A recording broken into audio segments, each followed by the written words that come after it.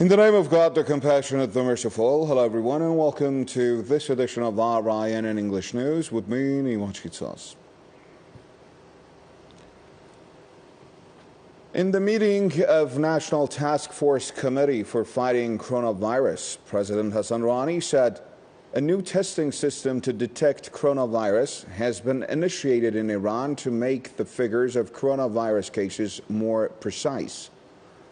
President Rouhani said, in this system, if a person is diagnosed with coronavirus, all the people in touch with him will be examined, as well as adding, this positive step brings us closer to the conditions in which we can curb the disease completely.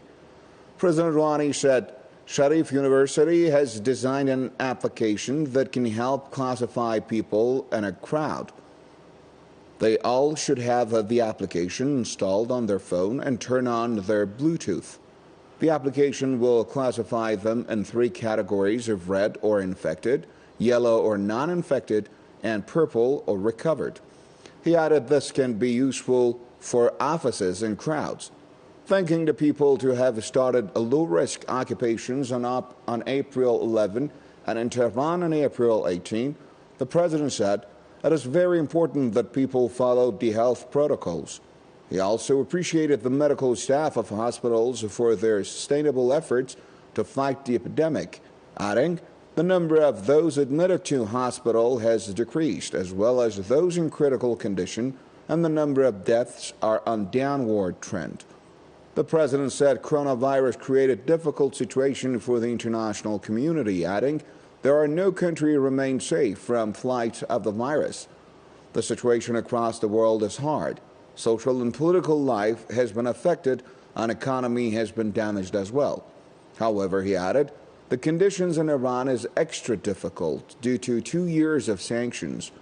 President Rouhani also thanked the government organizations that kept working even in the past 2 months and helped inaugurate huge projects last week.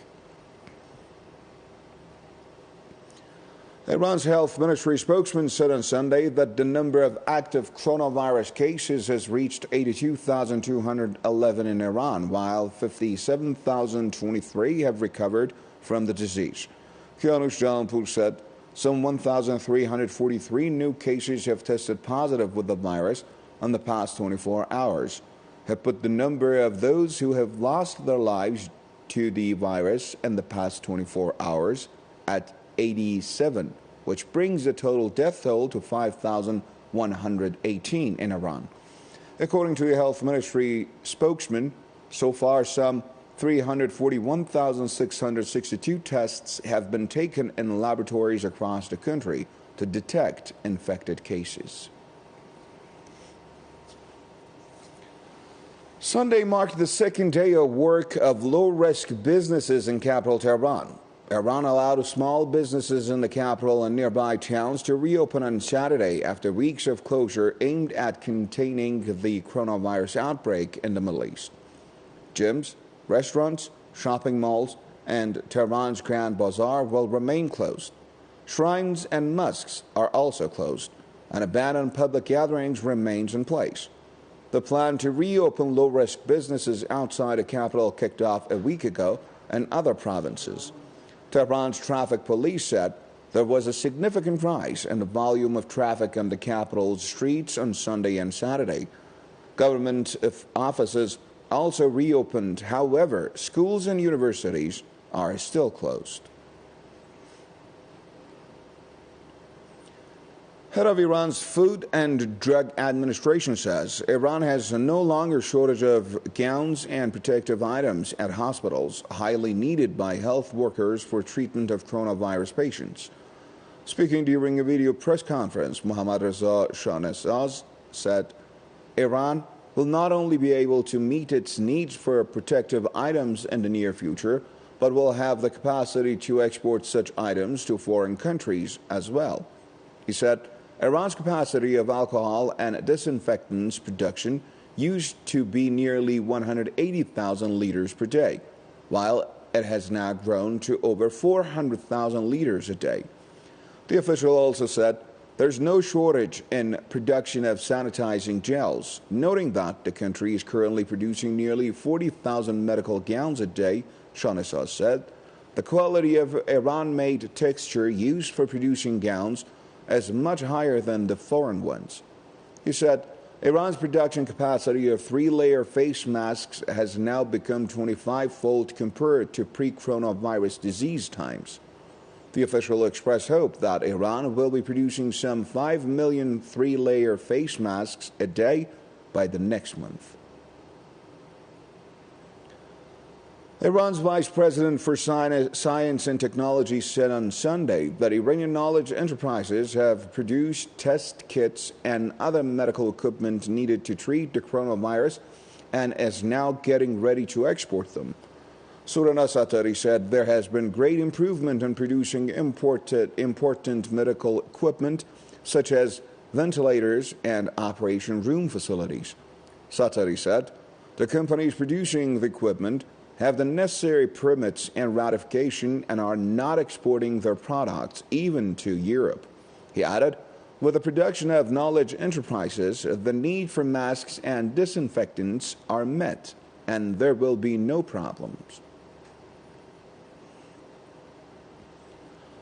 In a message on Sunday addressed to the United States President Donald Trump, his administration has even refused to relax illegal sanctions against Iran in the time of coronavirus pandemic. Iranian Foreign Minister said Iran will be exporting ventilators in a few months. Mohammad Javad Zarif advised Trump that what he needs to do is to avoid pressuring other countries who wish to have normal relations, including economic and trade ties, with Iran. Zarif also told Trump not to take advice from any American politician. Refusing to lift illegal sanctions even while Iran is battling the deadly new virus, Trump has said Iran can request the U.S. for humanitarian aid. In response, Zarif said Iran is rich in human and natural resources and does not need charity from Trump to contain the outbreak of the coronavirus.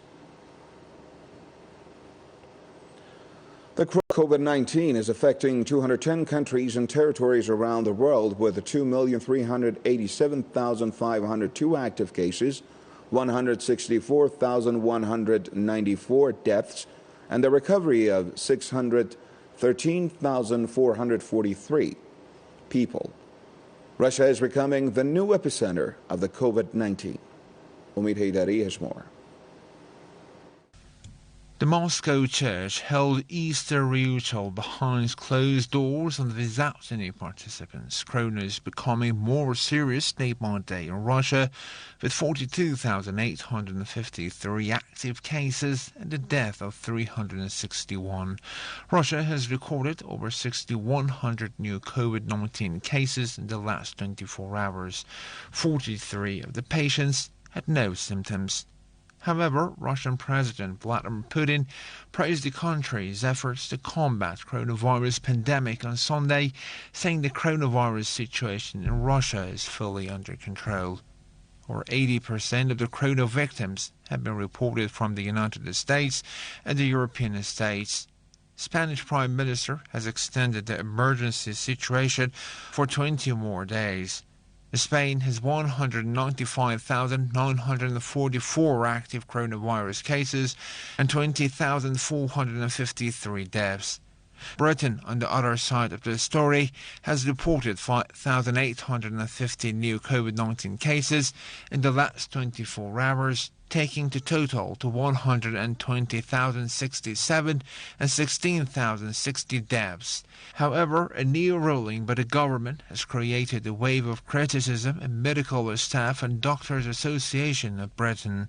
In an interview with the BBC, a high-ranking member of the Doctors Association of Britain said the ruling is hopeless. The government has not been able to solve lack of medical equipment in the country after a month. In Germany, there are 144,387 active corona cases, and unfortunately 4,547 people have lost their lives. Harsh restrictions in Germany has reduced the infection rate, but businesses are protesting the bans. The Secretary General of the United Nations has also warned regarding the economical impact of the coronavirus lockdown. In the United States, 39,863 deaths have been reported, and the total confirmed cases have surpassed 755,000, meaning the U.S. has the largest number of both coronavirus fatalities and infections in the world at present. There are widespread criticism of the way the U.S. President Donald Trump handled the situation, and the medical staff of the country are worn out. There are also reports of lack of medical equipment and hygiene material. The total number of cases on the Chinese mainland has reached 82,735, including 1,575 from abroad. The country's total death toll stands at 4,632. South Korea, meantime, extended its social distancing policy for another 16 days on Sunday, but offered some relief for churches and sporting fixtures, as it reported just 8 new coronavirus infections, the lowest in 2 months.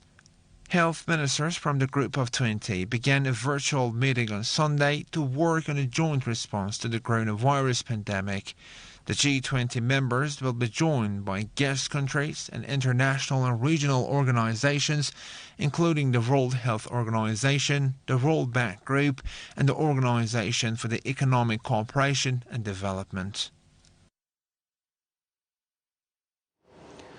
The Islamic Revolution Guard Corps, the IRGC's Navy, dismissed a Hollywood-style American account of a recent encounter between the IRGC forces and the United States vessels in the Persian Gulf, advising the U.S. to observe the maritime regulations and refrain from adventurism. Here's more.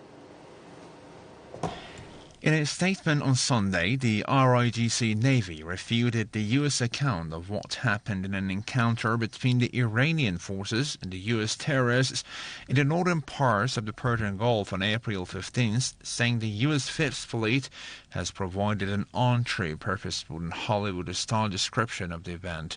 The statement came after the U.S. released the video claiming that Iran's naval vessels had come within 10 yards of the U.S. warships in the Persian Gulf and what the U.S. Navy described as a series of dangerous and harassing approaches.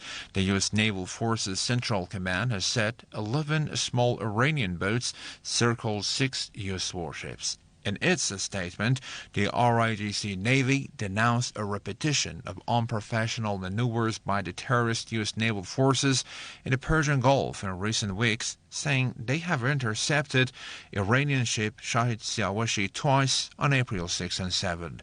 The statement noted in order to prevent such illegal, unprofessional, dangerous and adventurous moves from the U.S. forces, ensure the security of Iranian vessels and fight against the smuggling of fuel, the IRGC Navy increased its patrol units in the Persian Gulf, announced a shooting practice situation, and defined the exercise zone on the map.